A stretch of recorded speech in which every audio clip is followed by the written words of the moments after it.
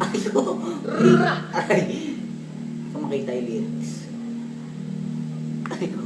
Bitbita na ba na bayad? Sige, panagot ko baka di kayo na-inform na ngayon ay halimaw na yung batang ubugi na dati nyong inignore. Bilang patunay na di kayo magiihanay sa dati nyong inismore. Ngayon sa lakas ng pagbumunod, tinigang ganyapan pag nagpalindol. Kamu sa lahat ng mapagmaliit, ngayon yung subukan man lait ulit. Ganyan na talaga yung mga inggit, galit na galit sila sa malulupit.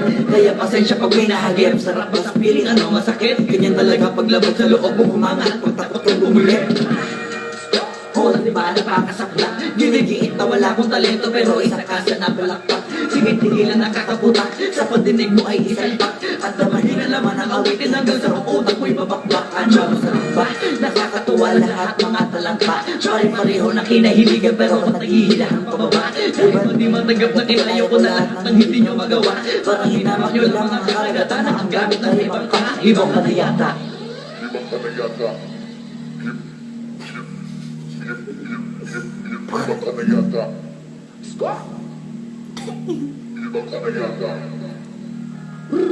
Lahat na may maling tono, makakababa sa trono. Handa naman ako pakinggan kayo, wag nyo lang ako gawin bobo. Bueno, eto na ang malino na sagot. Gusto na pakalabo, tanong ko bakit ako sumusulot o papatunayan na hindi ako patabon. Alam nyo ba yun?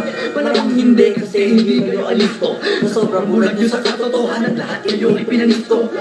Di na uso dito, palawakan ng koneksyon. Kundi ikaw sa sabihan sa malabong makuha ng atensyon. Hindi ko nakipag-unahan, pero bakit ako ang nasa harapan? Samantala yung mga patulakan sa likuran, sila pa ang napag-iwanan. Sila ba na napagtaanisin? O baka di pa di napansin? Kung tutuusin, ay mas palagi mo o galing palagi nagmamagaling. Lukuhin yung kailangan nyo, wala na kayong mauulol pa. Sa panahon na to sa listahan na mahusay ako ay nakaburdala. As mahiya, walang hiya na ngayon yung matagal yun ang kinutya.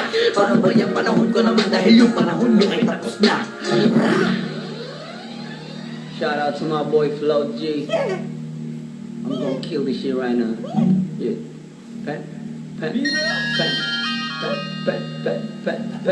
Ang mundong tulunod sa inggit, urulinta akong magsisipsip. Kapag may bago na ko, antimano tingin na agad gusto sumiksip. Kaso may bago pag may nakita ko, meron na agad ako na bagong plano kung paano maglaho yung tao. Ayaw mag-iba yung papalit ako na ng bago.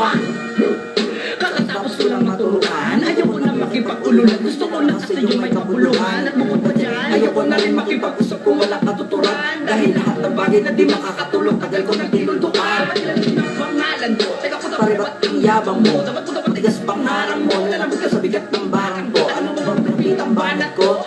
Hindi ka na dito belong. Tangina mo, pag kami nang yawa sa'yo, dapat hindi ka pikon.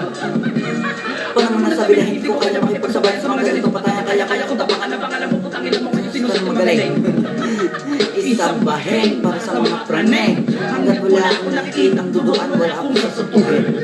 Pag nakakit sa akin kahit hindi ka lumapit gamit ka rin, ibibiting ka ng patiwarin ka bang umiiyak at sumisgaw at bakit matik sa akin grabe pasakit kapag sumabit hindi ka pwede hindi mapapanik. Takot ka na pag ako ang nagalit ako ang tulad mo matulungan sa langit.